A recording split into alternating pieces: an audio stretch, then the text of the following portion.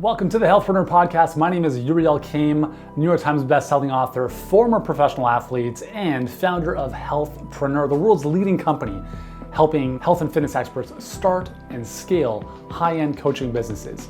If you want to attract more clients, learn how to convert them without feeling salesy, and deliver an amazing program for them on the back end, if you want to be inspired by what others just like you have gone through and how you can do the same no matter what life throws your way, then you are in the right place, because every single week, Monday, Wednesday, Friday, we're going to be bringing you the best to help you take your knowledge and expertise to the next level with your health or fitness coaching business. And if you enjoy what you see and hear and would like to take your business to the next level, then I invite you to check out our free online training over at healthpreneurgroup.com/training. And for now, let's get into today's episode. Hey, what's going on? Hope you're having a great day. Yuri back with you here in a special episode in which I want to share 3 mistakes that I've made in my business that I would rather you avoid. And I believe that it's okay to make mistakes, and that's how you learn, that's how you grow. And I believe success is the end result of a journey that is filled with striking out. If you think about this, the best baseball players in the world of all time, like the Babe Ruths, all those guys, like their highest batting average on average was, I think, like 340, 350, which means they strike out or don't hit the ball 7-ish out of 10 at-bats. So imagine this. You go to bat 10 times and 7 of the 10 times you don't even hit the ball. And yet, you're one of the best baseball players of all time. So, a little bit of context. In business, for whatever reason, and I do actually believe that this is a result of the current landscape we live in of immediate gratification and seeing all these images of success, we think that it's going to come instantaneously, where we think, oh my God, I did this thing and my idea didn't work. Welcome to the club. Welcome to the club. I can tell you that I've launched hundreds of offers into the marketplace over the past 14 years. Most of them didn't work, but the ones that did really did.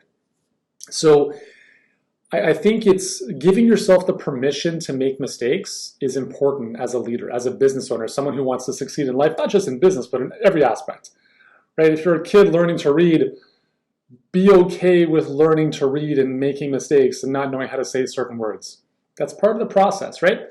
So 3 of the mistakes that I've made in my business that I want to share with you here, I think will give you hopefully some perspective. If you're making these mistakes right now, then please reach out for help, because we can help you avoid this stuff. Okay, first and foremost, the biggest mistake I would say was being too scattered and building something that was way too complex. So I'm going to refer to my original health and fitness business when I started back in 2006. I didn't know what I didn't know, and I had no plan, I had no direction, I had no guidance. So I just thought, hey, I just thought to myself, you're smart, you'll figure this out, right? Yeah, okay, good luck, right? 3 years of struggle, poverty-line income for 3 years, doesn't really work out too well. So one of the things that I had this belief about was, well, I just need to create more stuff, right? So I create this product for 47 bucks, launch it, not fully maximize its potential, and then move on to the next one, and then the next one, and then the next one. Because I had this belief, and I don't know if this is what I heard at the time or maybe years later, the company that has the most products wins. And that can be true, right? That can be true. But I think it's an important consideration to remember that the company that has the most products may win if that company has the resources, people, and capacity to create and release and maximize those products. So Procter & Gamble, they have, I believe, 18 billion-dollar brands. Okay, so like the toilet papers, the laundry detergents, 18 separate billion-dollar brands. Now, is Procter & Gamble one person? Is it 2 people? No, it's not. It's probably thousands of employees at this point. But Procter & Gamble didn't start like that. Procter & Gamble, like every other company in this world, started with 1, maybe 2 people who said, I have this idea, let's go out and do it. Naturally, your business becomes more complex over time.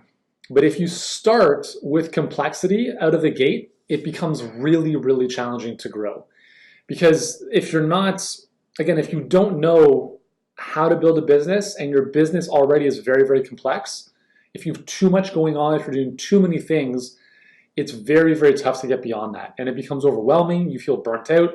You end up doing a lot of activity, but little productivity. Like you're not effective, right? You're not doing the things that matter most because you're just busy doing a lot of stuff. And that's why with my first business, we probably have easily north of 100 products, which means 100-ish funnels. And how many of those funnels are cranking, right? Not many of them, because we just kind of jumped ship onto the next thing before we fully maximize those. Healthpreneur, we have 2 offers. And the second one, we don't even offer to the public. So it's 1 offer. And that's it. So the business is so much simpler. And what that allows us to do is to go deep and really figure out how we can best support our clients at the highest possible level, instead of saying, hey, how do we release the next thing and the next thing and the next thing, the next product launch, it's too much. It's ridiculous. So my superpower, ironically, is simplifying complexity. So when I built a business that was very complex, I wasn't really working within my genius. Okay, so hopefully that makes sense. So the mistake to avoid is keep things simple. Okay, you can build a very, very lucrative business by being simple. And in fact, you have to simplify to multiply. Okay, think about that. It's not necessarily about adding more stuff. It's about doing what you're already doing at a much higher level. All right, second mistake, and this is actually something I currently still am working on, is doing too much in the business. Like, I love what I do, right? I love what I wake up at 4 o'clock in the morning. I do 3.5 hours of very productive work.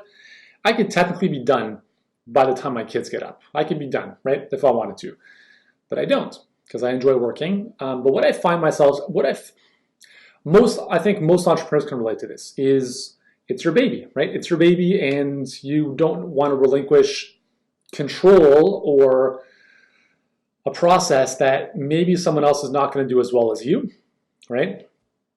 And usually your biggest skill, your biggest strength is going to be your company's biggest weakness. Okay, think about that for a second. So my biggest strength, I would say, is marketing. Now, the challenge with that is that also becomes the cog in the wheel, because I, right now, I would call myself the chief communicator.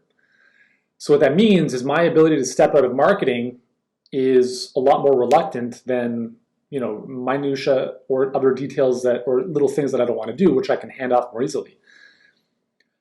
Whatever you're amazing at, the thing is, you want to build a business around you and your unique genius, right? Not necessarily just you, but obviously you want to build a business with people on your team who are all working within their unique genius and supporting each other. So if you're a genius, like what I do, I think, one of my skills, I think, is communication.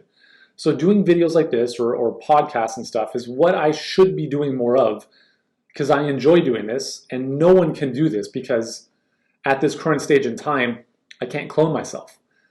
But this is probably a good use of 10 or 15 minutes on a daily basis for me, okay?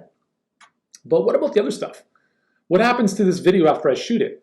Am I the one editing it? Am I the one putting it to the different platforms? Am I the one syncing it to Libsyn and iTunes? Am I the one creating the show notes? I'm not doing any of that stuff. But initially I was, and I did it at least once, and then created a process so I would never have to do it again. So your job as an entrepreneur, as a business owner, is to fire yourself continuously. Fire yourself from doing the graphics. Fire yourself from editing the written word. Fire yourself from editing videos, which, by the way, I actually still do sometimes. It's not, I shouldn't say that. Sometimes I have this idea for oh my God, I'm going to create a quick 30 seconds intro for this thing. I'll just whip it up in iMovie, right? That type of thinking is where we get caught into the weeds, and we go back into $10 an hour tasks, which hold us back. So you have to catch yourself. You have to say to yourself, man, is this really my unique genius? Is this the best use of my time? Or can someone else do this and allow me to move up, in my hierarchy of what I'm awesome at? I think for me, I am maniacal about speed. And for me, I would rather spend 30 minutes doing something than waiting 2 days to hand it off to someone else. And so that's something that, I've had to work on to say, okay, dude, does it have to be done right now, right? Or can you just build out a process for someone else to do forever? And if you start to think like that, to think about, okay, is this my unique genius? If not, let me create a process where someone else can do this. And if you want to do it the first time, cool. Get a sense of what's involved, get a sense of, what a good finished product looks like, but also understand if you're, let's say, making a graphic or editing a video, I promise you that is on the lowest end of your skill set as an entrepreneur, as a health expert. Give it off to a graphic designer. They'll do an amazing job, but just have clarity of what you'd like it to look like, or let them give you some concepts and you decide, okay, this is what I want my stuff to look like. Please go ahead and make more of this stuff. Like, we have a graphic designer who is so good. I can send her a Google Doc and she turns it into this unbelievable finished product. And I'm like, that is what you want to find, where you don't have to give a lot of creative direction, where you can find someone who's amazing at what they do, who can take your vision and just make it real. So doing too much in the business has been one of my downfalls, and I think at the same time, I've also automated, optimized, and delegated a lot of stuff too. So I'm very, very grateful for the team I have around me who allow me to do stuff like this and not a lot of the stuff that I don't want to do. Okay, final mistake that I've made in my business was spending way too long growing my business free and organically. If you are watching this and you're a health expert or a fitness expert, and you have a gym or a brick and mortar practice, that's not free, right? You pay rent, you have equipment, you have overhead. But for some reason, when we come online, we think we can get away with the free stuff. Like, hey, I'm just going to set up a website on Wix or ClickFunnels, or I'm going to blog forever for free, or post stuff on Facebook for free, and that's how I'm going to grow my business. That can work. It can. That's how I built my first business. But 2006, when I started, was a very, very different time than now. Organic was easier to make work back then, but even then I had no clue what I was doing. So I was just doing stuff. I think a big mistake that I made was spending a lot of time doing that stuff. And when I say a lot of time, I mean probably in the space of 3 to 5 years. Okay, not 3 to 5 months, 3 to 5 years. I could have cut my trajectory to success, quote unquote, in half had I mastered the one most important skill that I fully believe that every entrepreneur using the internet needs to master. And that is paying to acquire clients. Paid acquisition, advertising, whatever you want to call it. Had I done that a lot earlier, let's say from day one, I would have gone through a trajectory, I would have gone through a growth curve, I would have made a lot of mistakes. Yeah, maybe I would have lost a little bit of money, but you know what? I would have learned a lot, and I would have had the control to know whether it was Google ads or Facebook ads or YouTube ads or anything else. I would have had the control of knowing that I could take that skill set and put a message in front of people, put some money behind it, and know that if people click on that, there's going to be an end result because I've mastered that whole process. And that's something we are fully behind in what we do with Healthpreneur. Like, we help our clients get a message in front of people they've never heard of or who've never heard of them. That's why a lot of our clients, they're not celebrities, they're not influencers, because they're just really good at what they do. And then we help them give Facebook a little bit of money, and then Facebook gives them clients in return at a nice ROI.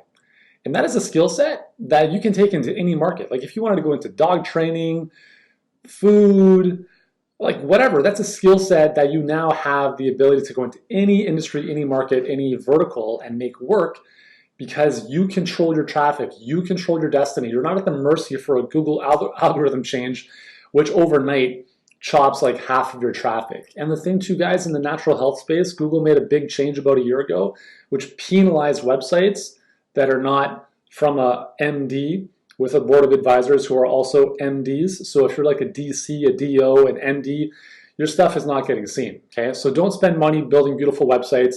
Don't waste your time blogging. No one's going to see it. Don't create a YouTube channel. Listen, I have a YouTube channel that has 290,000 subscribers. I haven't created a video on that channel in 2 years, and we've added 100,000 subscribers in that time. Our Healthpreneur channel has videos like this that we add every single day or a couple times a week, and it has 520 subscribers, right? So the thing, what I'm trying to say here is that you're competing against huge platforms that don't even have to do anything, and they're still going to get more visibility than all the hard work that you're putting into this. So learn how to acquire clients at a profit, okay? So those are the 3 mistakes I've made in business. Hopefully you've learned a thing or two here. If you want our help, if you're a health expert who's coaching clients and you're not growing fast enough, you want to be able to scale your coaching beyond one-on-one, and you want a more predictable way of getting your dream clients coming into your business day in and day out, then go to workwithyuri.com right now. And on that page, you'll just answer a few questions to tell us a bit about your business, and then you'll be able to book in a time to speak with us. And we'll figure out, hey, we'll literally audit your business for free. Say, hey, here's what's going on, here's what isn't working, here's where you're bleeding some money, and we'll put together a customized game plan for your situation, okay? So go to workwithyuri.com, do that right now if you're serious about growth, and thanks for joining me. Hope this has found you well, and I'll see you soon. Ciao. Hey, thanks so much for joining us on this episode of the Healthpreneur Podcast. If you've enjoyed this episode, here's what I'd like you to do right now. If you haven't done so already, please subscribe to the Healthpreneur Podcast on iTunes. And while you're there, leave us a rating or review. It helps us get in front of more people and change more lives. And if you're ready to start or scale your health or fitness coaching business and want to start getting in front of more people, working with them at a higher level without trading time for money, then I invite you to check out our free 7-figure health business blueprint training. Totally free right now, and you can do so at healthpreneurgroup.com/training. For now, thank you so much for joining us. Continue to be great, do great, and I look forward to seeing you in the next episode.